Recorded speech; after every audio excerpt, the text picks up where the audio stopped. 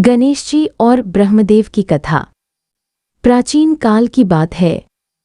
एक बार ब्रह्मदेव, सृष्टि के रचयिता, अपनी रचना में लीन थे। वे तीनों लोकों की व्यवस्था बनाने, जीवों को गुण और स्वभाव देने में व्यस्त थे। तभी एक दिन ब्रह्मदेव ने देखा कि कैलाश पर्वत पर माता पार्वती और भगवान शिव के पुत्र गणेश जी बैठे हैं और गंगा तट पर तपस्या कर रहे हैं।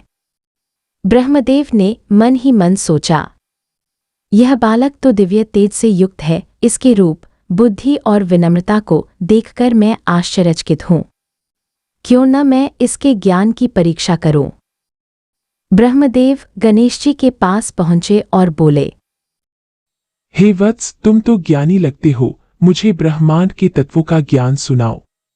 गणेश जी ने नम्रता से प्रणाम किया और कहा, हे पितामह, यह सारा जगत ब्रह्म से उत्पन्न है और उसी में लीन हो जाता है। पंचमहाभूत, त्रिगुण, मन, बुद्धि, अहंकार, सबका मूल एक ही है।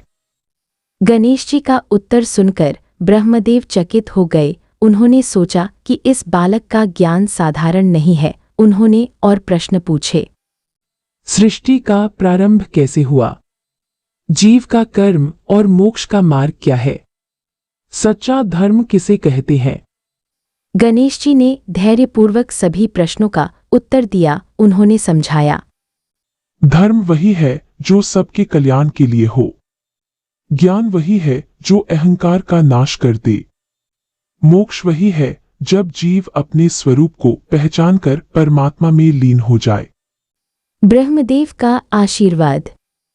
गणेश जी के उत्तरों से ब्रह्मदेव अत्यंत प्रसन्न हुए। उन्होंने कहा, वत्स, तुम वास्तव में विघ्नहर्ता और ज्ञानेश्वर हो। तुम्हारे बिना कोई भी कार्य सफल नहीं हो सकता।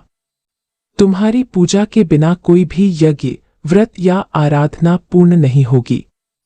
तभी से यह परंपरा चली कि किसी भी शुभ कार्य से पहले गणेश जी की पूजा की जाती है।